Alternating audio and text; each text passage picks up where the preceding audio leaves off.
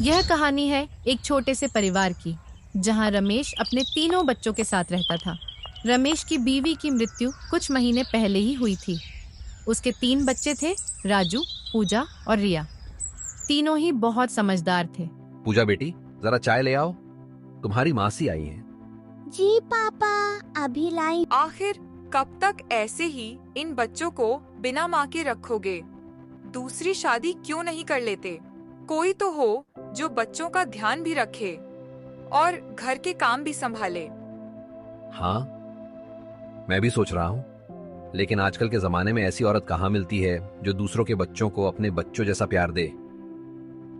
मेरी नजर में है एक लड़की। अगर आप कहें तो मैं बात आगे बढ़ा देती हूँ। पापा, हमें मम्मी चाहिए। हाँ हाँ, हमें मम्मी चाहिए पापा। ठीक है, मुझे थोड़ा सोचने का समय दो। रिश्तेदार और बच्चों के कहने पर रमेश ने दूसरी शादी कर ली, सावित्री से। क्या हुआ जी, आप इतने उदास क्यों हो? कुछ नहीं, बस यूं ही। आप चिंता मत करो, अब ये घर मेरा भी है और बच्चे मेरे अपने हैं। मैं उन्हें उनकी सगी माँ से ज्यादा प्यार दूंगी। आप बस देखते जाइए। मुझे गर्व है तुम पर, मेरे बच्चों को इतने जल्दी अपना लिया, वरना आजकल तो लोग अपनों को भी पराया समझते हैं। हाँ, वह तो है, पर मैं वैसी नहीं हूँ। आप चिंता मत कीजिए। बच्चों को तुम्हारे साथ घुलने मिलने में थोड़ा समय लगेगा, थोड़ा सब्र रखना। जी, उसका मैं ध्यान रखूंगी। लेकिन वो मासूम मुस्कान के पीछे एक खतरनाक इरादा छुपा था। कुछ दिनों तक सब अच्छा चल रहा था। बच्चे अपनी माँ के साथ घुल मिल रहे थे। रमेश भी सावित्री से खुश था, मानो उनका परिवार पूरा हो गया हो। फिर एक दिन जब रमेश को काम के चलते गांव से बाहर जाना था। सावित्री, मैं काम से बाहर जा रहा हूँ, 2 हफ्ते बाद लौटूंगा। तब तक बच्चों और घर का ध्यान रखना। ठीक है जी, संभल कर जाना। बच्चों की चिंता मत करना। पापा, आप कब तक आओगे? बच्चों, मैं जल्दी ही लौटूंगा और तुम सबके लिए ढेर सारे खिलौने लाऊंगा। और हाँ, अपनी मम्मी को ज्यादा परेशान मत करना, ठीक है? जी पापा। जैसे ही रमेश काम से बाहर गया, सावित्री का असली रूप सामने आ गया। वो उन्हें सुबह 4 बजे ही उठा देती। उठो रे नालायको, कितना सोओगे? मम्मी, अभी तो 4 ही बजे हैं। हम तो रोज 6 बजे उठते हैं। आज इतनी जल्दी क्यों? ज्यादा सवाल मत करो, जितना बोल रही हूँ उतना ही करो, वरना चमड़ी उधेड़ दूंगी। मम्मी, अचानक आपको क्या हो गया? आप हमसे ऐसा क्यों बात कर रही हो? तू ज्यादा होशियार मत बन, वरना एक कान के नीचे लगाऊंगी, सारी अकल ठिकाने आ जाएगी। पूजा, तू जाकर मेरे लिए चाय पकौड़े बनाकर ला जल्दी, और तुम दोनों फटाफट घर के सारे काम खत्म करो। लेकिन इतने सारे काम करते करते हमें स्कूल के लिए देर हो जाएगी माँ। अब से स्कूल की कोई जरूरत नहीं। काम करो, वरना खाना नहीं मिलेगा। सारे बच्चों को काम पर लगाकर खुद दिन भर आराम करती थी। क्या हुआ, बैठी क्यों हो? काम कर। थक गई हूँ माँ, थोड़ा आराम कर लूँ, फिर करती हूँ काम। कामचोर कहीं की। माँ, भूख लगी है, कुछ खाने को दे दो। ओहो, महाराज को भूख लगी है। दिन में एक ही बार खाना मिलेगा बस। खा खा के तुम लोग मेरे सिर पर चढ़ गए हो। दिन भर काम करवाने के बाद भी बच्चों को भरपेट खाना नहीं देती थी। अगर कोई बच्चा दोबारा मांग लेता तो उसे मारती थी। राजू अब धीरे धीरे सब समझने लगा था। हे भगवान, ये सब हमारे साथ क्या हो रहा है? जब से हमारी मम्मी हमें छोड़कर गई हैं, तब से हमारे साथ कुछ अच्छा नहीं हो रहा। भैया, आप टेंशन मत लो, जैसे ही पापा वापस आएंगे हम सब कुछ बता देंगे। हाँ, पर पता नहीं पापा कब तक आएंगे। तब तक हमें ऐसे ही भूखे रहना पड़ेगा। पड़ोसन आशा आंटी को कुछ ठीक नहीं लगा। वो बच्चों की हालत देखकर दुखी हो गईं। बिटिया, सब ठीक है? मम्मी बहुत डांटती है क्या? पूजा के कुछ बोलने के पहले ही सावित्री वहाँ आ गई। मैं अपने बच्चों के साथ कुछ भी करूं, तुमसे क्या मतलब? अपने काम से काम रखो। मैं तो बस ऐसे ही पूछ रही थी। तुम सब घर में चलो, कान खोलकर सुन लो। किसी ने भी मेरे बारे में कुछ भी बताया तो मैं बहुत मारूंगी और घर से निकाल दूंगी, समझे? अब जाओ, अपना अपना काम करो। बच्चे डर के मारे बाहर किसी को कुछ बता नहीं रहे थे और अंदर ही अंदर भूख और दिन भर के काम से मर रहे थे। फिर एक दिन सावित्री ने हद पार कर दी। काम करते करते रिया की तबीयत खराब हो गई थी। उसे बैठा देख सावित्री उसे झाड़ू से मारने लगी। दिन भर बस खा खा के बैठी रहती है। माँ, उसकी तबीयत खराब है और आप उसे मार रही हो।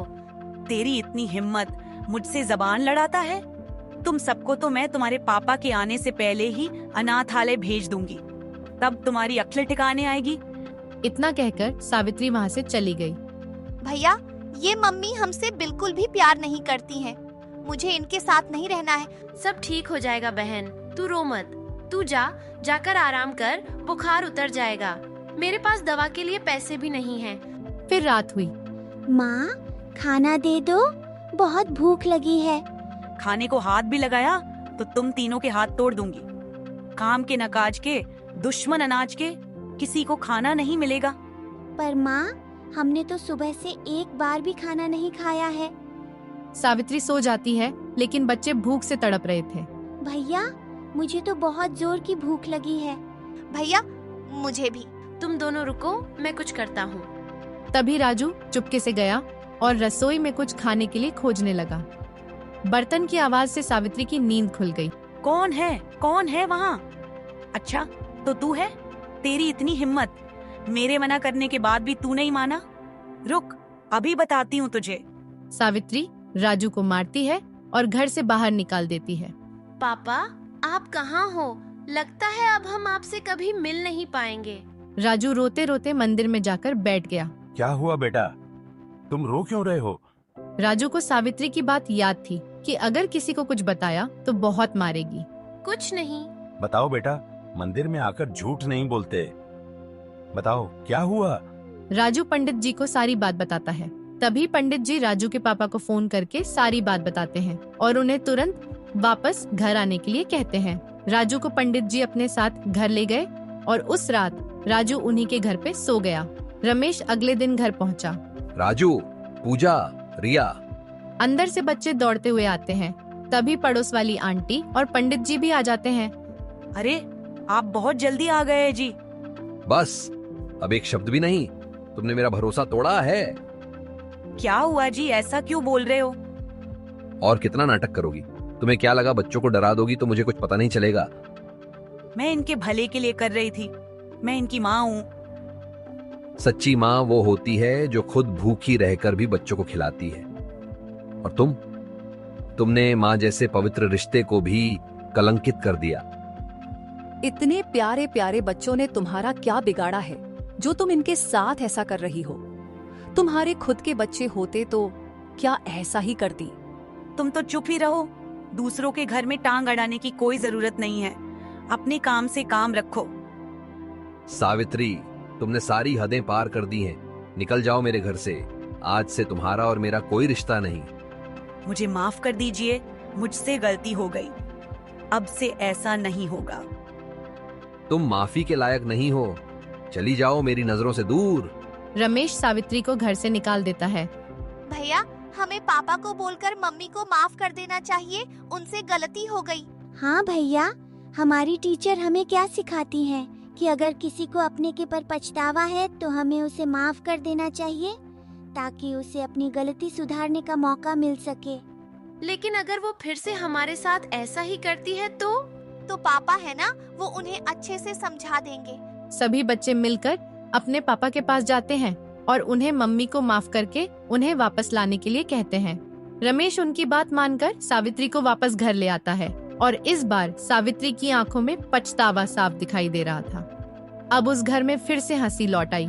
मुझे आज भी अफसोस है, लेकिन राजू, तूने साबित कर दिया कि तुम सब कितने समझदार और मजबूत हो। पापा, आप दोनों के आशीर्वाद से ही हम ऐसे हैं। उनका घर तो बस गया, लेकिन अगर आप चाहो तो वीडियो को लाइक करके चैनल को सब्सक्राइब कर दो ताकि हमें भी और अच्छी अच्छी कहानियां बनाने के लिए प्रेरणा मिल सके। इससे हमें बहुत मदद मिलती है वीडियो बनाने में। जय हिंद।